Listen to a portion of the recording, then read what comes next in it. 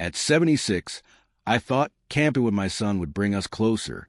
Instead, he led me deep into the forest, looked me in the eye, and said, "Meet the grizzly bear." He left me there, alone, broken, and betrayed. He thought I wouldn't make it out alive. But what he didn't know was that survival is in my blood. And so is revenge. My name is Walter Grayson. I'm 76 years old, a retired mailman, and a man who's lived a quiet, steady life. My wife, Helen, passed 5 years ago, and since then, I've clung to memories of family trips, Sunday dinners, and the sound of laughter that once filled my house. These days, it's mostly silence. That's why when my son, Derek, suggested a weekend camping trip, I was thrilled. "Just us, Dad," he said. "Like old times." Old times. Those words stirred something warm in me. I pictured the boy who used to ride on my shoulders, the teenager who begged me to teach him how to build a fire.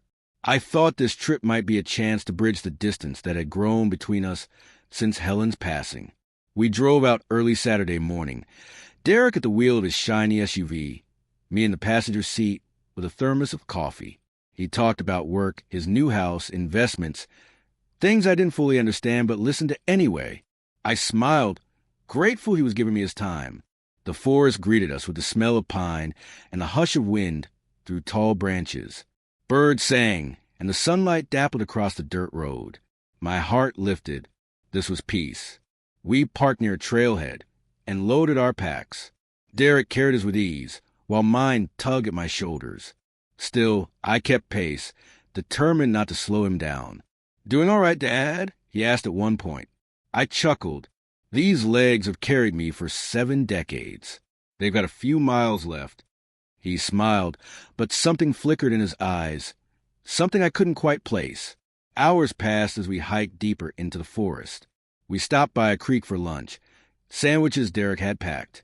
The water rushed clear and cold, and I thought, this is exactly what I needed. But as the sun dipped lower, Derek grew quiet. He led me farther, past marked trails, into a dense part of the forest where shadows swallowed the light. My steps slowed, unease prickling at the back of my neck. "Son," I said, glancing around, "we're pretty far out. Shouldn't we set up camp soon?" He stopped abruptly, turning to face me. His expression was unreadable, his eyes colder than I'd ever seen. "This is the camp, Dad," he said flatly. Then, with a cruel smile, he added, "Meet the grizzly bear." My stomach dropped. "What are you talking about?" But before I could press him, he dropped his pack on the ground and turned away. "Derek," I shouted, my voice trembling. "Where are you going?" He didn't answer. He just walked back through the trees, his figure swallowed by shadows, his footsteps fading into the distance. I stood there, stunned, my pack slipping from my shoulders. My heart hammered as the forest closed in around me. The silence was thick, broken only by the rustle of leaves and the distant cry of a bird. I tried to tell myself it was a joke, some twisted attempt at humor. But deep down I knew my own son had brought me out here to abandon me. The night came quickly, wrapping the trees in darkness. Every crack of a twig made me jump. Every howl of wind felt like claws brushing my back. I built a small fire with trembling hands, staring into flames as betrayal gnawed at me worse than hunger or fear. The fire crackled weakly, barely enough to chase back the dark pressing in from all sides. I sat hunched beside it, clutching a stick like it could protect me from the shadows. My son's words echoed in my ears. "Meet the grizzly bear." I told myself it had to be a joke. A cruel one, but a joke nonetheless. Yet the way Derek's eyes had hardened before he turned his back told me the truth. This wasn't humor. This was betrayal. The night grew colder. The forest came alive with sounds. An owl hooting, branches snapping in the distance, the occasional howl of wind that sounded too much like a growl. My heart pounded with every noise. I thought of Helen. She used to tell me I had the patience of a mountain, steady and unshakable. I clung to her memory now, whispering into the flames, "Stay with me, love. Help me through this night." Hunger gnawed at my stomach, but fear gnawed harder. Every shadow became teeth, every breeze claws. Then, sometime after midnight, I heard it, the low, guttural growl that froze my blood. A grizzly. The sound came from beyond the tree lean, deep but unmistakable. My fire sputtered as I threw on more sticks, my hand shaking. The growl grew louder, closer, until I could hear the heavy crunch of branches under massive paws. I pressed my back against a tree. The stick clutched so tight it dug splinters into my skin. My breath came fast, shallow. Then through the trees I saw it. A hulking shadow, shoulders rolling, eyes glinting faintly in the firelight. The grizzly stopped at the edge of the clearing, sniffing the air. Its head swung toward me, and for a moment our eyes locked. I'd never felt so small, so fragile. I knew better than to run. A man doesn't outrun a beast like that. So I stayed still, my body trembling, my voice a whisper. Easy now. I don't want trouble. The bear huffed, pawing at the earth, then turned its head. After a long, breathless moment, it lumbered back into the trees, the sound of its heavy steps fading into the distance. When it was gone, I collapsed to my knees, gasping. My heart pounded like it would burst. I'd faced death before, in small ways, on icy roads or in close calls at work, but never like this. As the night dragged on, I realized Derek hadn't just abandoned me. He'd led me here deliberately, to where the grizzlies roamed. He'd left me as bait. The fire burned low, and exhaustion finally pulled me under. When dawn broke, the forest was quiet again, the danger hidden under a layer of golden light. I woke stiff and aching, my throat dry, my stomach hollow. My pack was still where I dropped it. I dug through it and found only a half-empty water bottle and a small pack of jerky. Derek had packed light, too light for 2 men. He'd planned this all along. Anger began to burn hotter than fear. My own son, my blood. How could he? Why? I chewed slowly on a strip of jerky, staring into the trees. If Derek thought I'd lie down and let the forest take me, he'd forgotten who raised him. I'd walked mail routes through blizzards, storms, and blazing summers. I'd buried my wife and kept living when my heart wanted to stop. Survival was in me. And now, survival meant more than staying alive. It meant finding out why my son had done this, and making him face me again. I tied the pack tight, drank the last of the water, and studied the direction he'd gone. His footprints were faint, but they were there. The morning air was sharp with pine and damp earth, the kind that wakes your bones whether you're ready or not. I stood at the edge of the clearing, Derek's footprints faint in the soil. My son thought the forest would finish me, but I carried letters through blizzards and down back roads where no truck dared go. If the wilderness was his weapon, then he'd underestimated me. I crouched, running my fingers over the ground. The prints were fresh from yesterday evening, angled northwest. They weren't steady, some pressed deeper, like Derek had carried more weight than just his pack. Maybe he had gear stashed, maybe something else. Either way, I would follow. I slung the half-empty pack over my shoulders, tightened the straps, and stepped into the trees. My body ached from a night's ordeal, but anger drove me forward. Every snapped twig, every crushed leaf whispered a betrayal. As I walked, I thought back to the last few months. Derek had grown distant, always talking about money, investments, and quick ways to get rich. He'd asked more than once about my savings, my house. I'd brushed it off, proud of what little I'd managed to tuck away. But now, in the silence of the forest, those conversations twisted in my mind. Could it be that my son wanted me gone? Not just abandoned, but erased, so he could claim what I'd built? The thought made my chest ache worse than the hunger gnawing at me. By noon, the sun filtered to the canopy, guiding me. I found a torn strip of cloth caught on a branch, blue, the same color as Derek's jacket, proof I was on the right path. I stopped by a creek, kneeling to cup water into my mouth. It was cold, fresh, a relief against my parched throat. I refilled the bottle and pressed on, following the tracks as they wound deeper into the woods. But then the trail split. One set of footprints veered left, lighter, hurried. Another set, heavier, dragging, went right. My gut told me the lighter trail was Derek, but what was he dragging on the other path? I crouched, studying the earth. A scuff mark, like a box or cooler pulled through the dirt. Supplies? Or something else he didn't want me to find. I chose the heavier trail. It led me to a clearing not far off. In the center sat a cache of gear: tents, food, bottled water. My stomach growled as I stared at the supplies piled neatly under a tarp, enough to last a man weeks. So Derek had prepared. He hadn't abandoned me blindly. He'd set up for himself. The sandwiches, the single pack, the careless way he left me behind, it had all been part of the plan.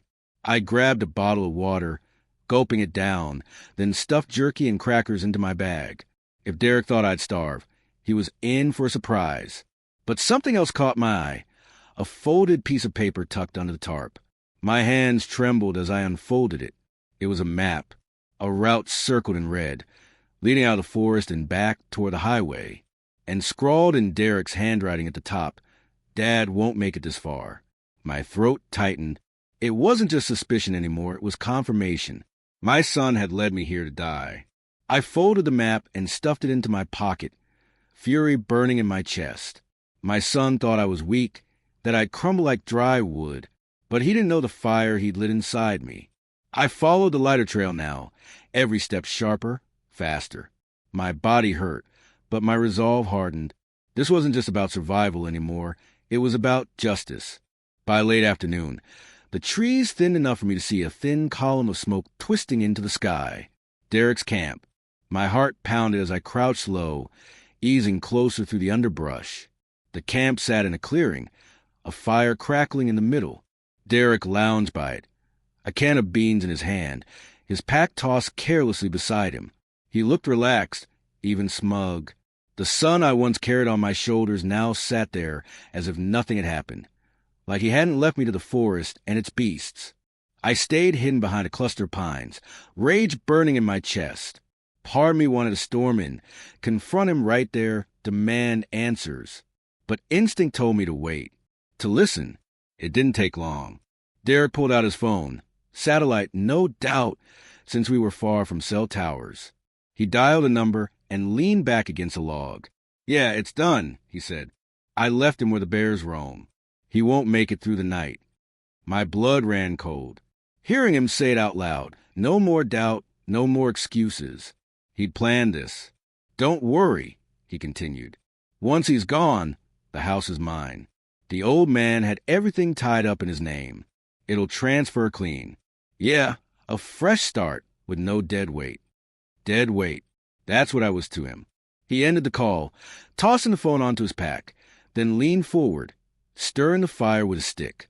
His face glowed orange in the flames, twisted by shadows. I clenched my fists, my nails biting into my palms. This wasn't just betrayal. It was murder. My son wanted me gone, not because he hated me, but because of greed. The home I'd built with Helen, the savings I'd scraped together, it was all he wanted, and he was willing to let me die in the dark for it. I backed away quietly, my heart hammering. Every twig felt like thunder under my boots. But Derek was too busy with his fire to notice. When I was far enough, I collapsed against a tree, breath ragged. My hands shook as I pulled out the folded map I'd found earlier. His red-circled route stared back at me. He was heading out tomorrow. He'd camp one more night, then follow the trail back to the highway, certain I'd be nothing but bones left behind. But I wasn't bones. Not yet. That night, I built a small fire far from his camp, keeping it low so it wouldn't draw attention. I ate the jerky I'd stolen from his stash and drank clean water. The betrayal replayed in my mind again and again, his voice saying dead weight like a curse. Sleep didn't come easy, but when it did, I dreamed of Helen. She was standing in our garden, her hands covered in soil, her smile soft and proud. "Don't let him bury you," she whispered. "You're stronger than he knows." I woke at dawn, a fire in my chest. Today, I decided Derek would see me alive. He would see the father he'd tried to erase, and he would know what it meant to betray his own blood. I packed what little I had, slung it over my aching shoulders, and set out toward his camp. Birds sang overhead, the forest alive with morning light. Every step felt heavy, but every step also carried resolve. When I reached the edge of his clearing, Derek was still asleep, sprawled in his tent with the flap half open. The fire had burned down to glowing embers. His phone sat on the log within arm's reach. I stood there, staring at him, my hands trembling. This was the boy I raised, the man who carried my name. And yet, he had chosen greed over blood. The crunch of my boots on the clearing soil woke him before my voice did. Derek stirred, rubbed his eyes, then sat up when he saw me standing there, alive and steady, his face drained of color. "Dad!" His voice cracked, disbelief plain. You're supposed to be dead?" I finished for him, my voice cold. "That's what you wanted, isn't it?" He scrambled out of the tent, tripping over his boots. "No, it's not. Dad, you got it wrong. I just... save it." I snapped. My hand shook as I pointed to the fire pit. "I heard you last night. You told someone I wouldn't make it. You called me dead weight." His mouth opened, then closed. His eyes darted to the phone, sitting on the log. I stepped forward and picked it up before he could. "This? Your lifeline? Who were you calling, Derek? Who's waiting to hear that your father's bones are rotting in the woods?" His face twisted. Anger this time, not guilt. "You weren't supposed to hear that. You weren't supposed to be here." I let out a bitter laugh. "Well, here I am, alive, stronger than you ever thought I'd be." For a long moment, we just stared at each other. The father who gave everything for his family, and the son who had thrown it all away. Finally, Derek spoke, his voice sharp. "You don't understand, Dad. I needed a fresh start. You've been holding on to everything. House, money, property. What about me? What do I get after all these years?" My stomach turned. "What do you get? You got my love, my work, every sacrifice I ever made. I wore out my body so you could grow up safe. And now you think the world owes you my life? You don't get it," he snapped, stepping closer. "I'm drowning. Debts, bad investments, people breathing down my neck. If you were gone, I could fix everything." The word struck like a hammer. There was the truth laid bare. My son wasn't just greedy. He was desperate, and he decided his father's life was the solution. "You could have asked for help," I said, my voice breaking. "I would have given you everything I had, but instead, you led me into the forest and left me for the bears." His jaw clenched. For a moment, I thought I saw regret flash in his eyes, but it was gone as quickly as it came. "You weren't supposed to make it out," he muttered. I stepped closer, my face inches from his. "But I did, and now you have to live with that. I'm not dead weight. Derek, I'm your father, and after this, you're no son of mine." He flinched at the words, but anger hardened his features. "Fine," he spat. "If you don't give me what I want, I'll take it anyway. You can't live forever. Eventually, everything will be mine." I shook my head slowly. "Not anymore. When we get out of these woods, I'm changing everything. The house, the savings, it won't go to you. I'll see to that." His face contorted with rage. "You can't do that."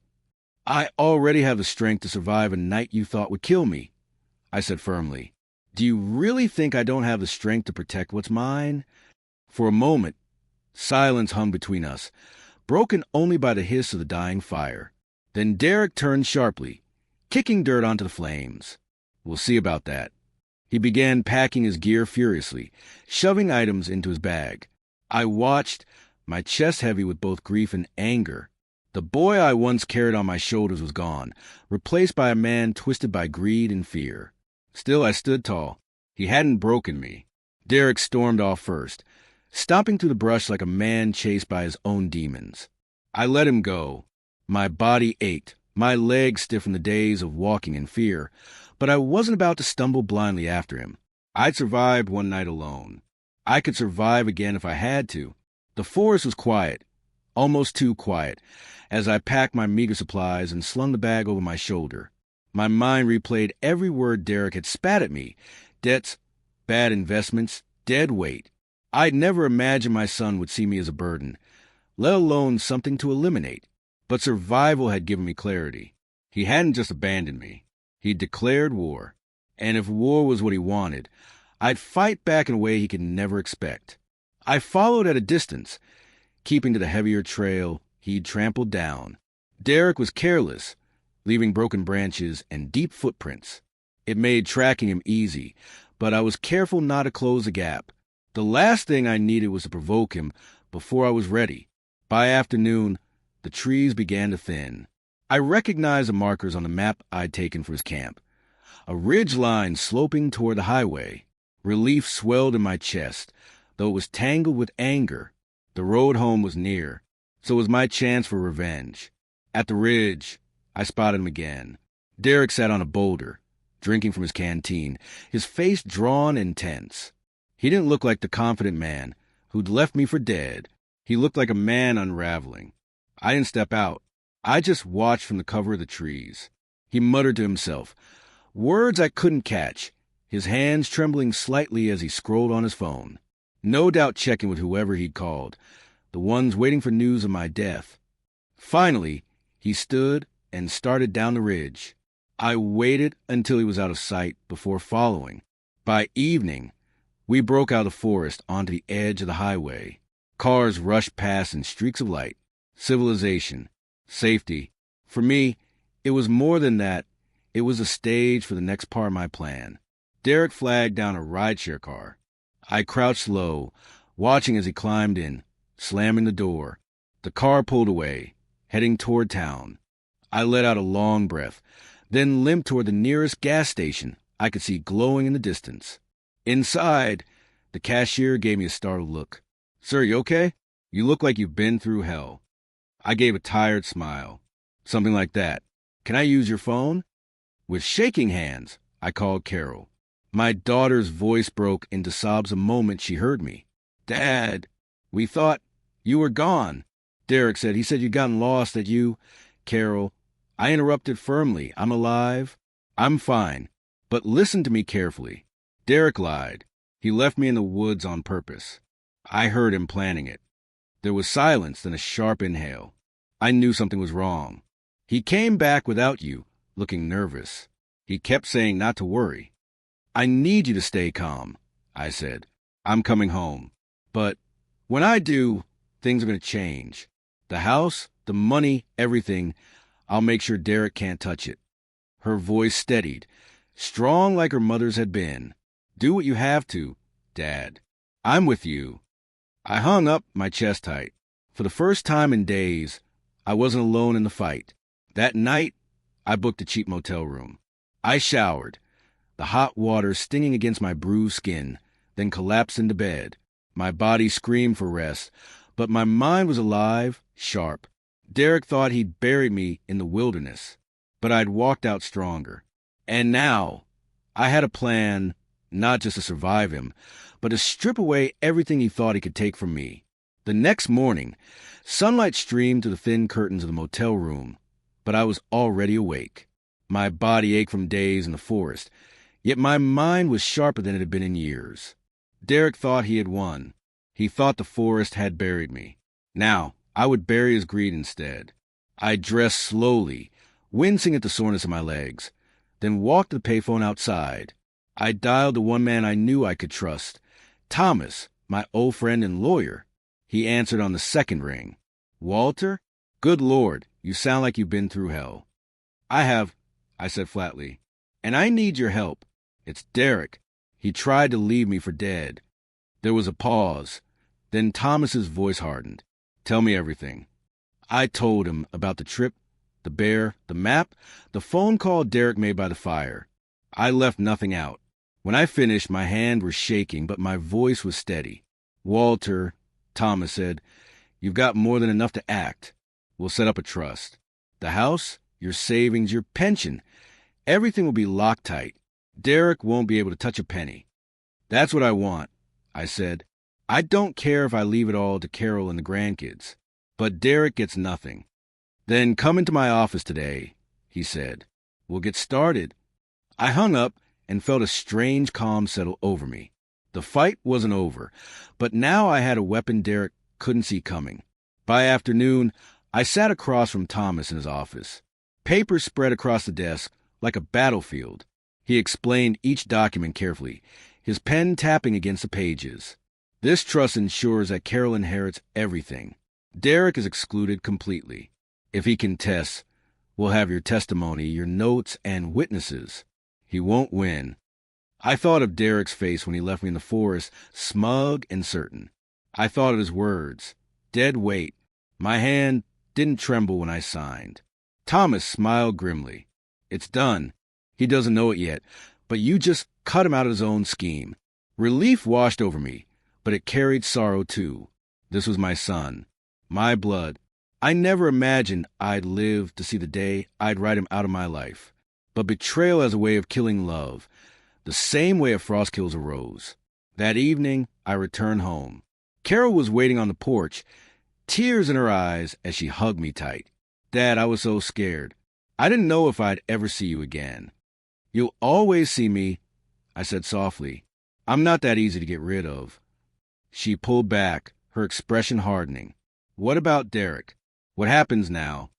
Now, I said, he learns the cost of betrayal. It didn't take long.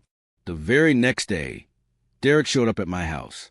He looked surprised to see me standing there, alive and steady. His voice cracked. Dad, you're back. I folded my arms. Surprised to see me breathing? He stammered. I thought you were lost. I tried to find you, save it. I cut him off. I know the truth. I heard your call. You wanted me gone so you could take everything. His face twisted. You can't prove that. Oh, but I can, I said, my voice sharp. I've already secured the trust. The house, the money, every cent. It's sealed. Carol inherits. You get nothing. The color drained from his face. You can't do this to me. I already did, I said coldly. You tried to bury me in the forest, Derek. But I walked out alive. And I walked straight into a lawyer's office. Now you'll live with the consequences. His fist clenched at his sides, his jaw tight. For a moment, I thought he might explode. But then he turned sharply, storming off down the steps without another word. I watched him go, my heart heavy. He was still my son, but he was also the man who had tried to kill me. I knew Derek wouldn't let things end with my signature on a stack of papers. Greed doesn't just slink away. It claws until it draws blood. For days after our confrontation, I waited, watching the driveway at night, listening for footsteps on the porch. Sure enough, the storm came. It was late one evening, the sky bruised with thunderclouds, when headlights swept across my yard. Derek's SUV screeched to a stop, and he jumped out, his face twisted in rage. Dad, he shouted, stomping toward the porch. You can't do this to me. I stood in the doorway, calm, though my heart raced. I already have. He jabbed a finger at me. You owe me. After everything, you cut me out? Give it all to Carol? What about me? I stepped forward, my voice low but firm. What about you, Derek? You left me to die. You called me dead weight. You thought money was worth more than your father's life.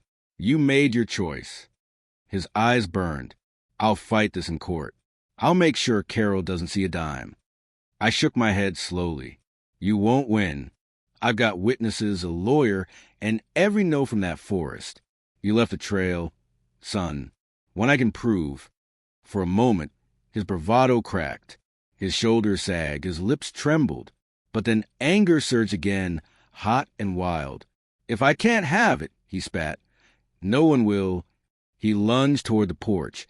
But before he reached the steps, headlights flashed again. Another car pulled up, Carol's.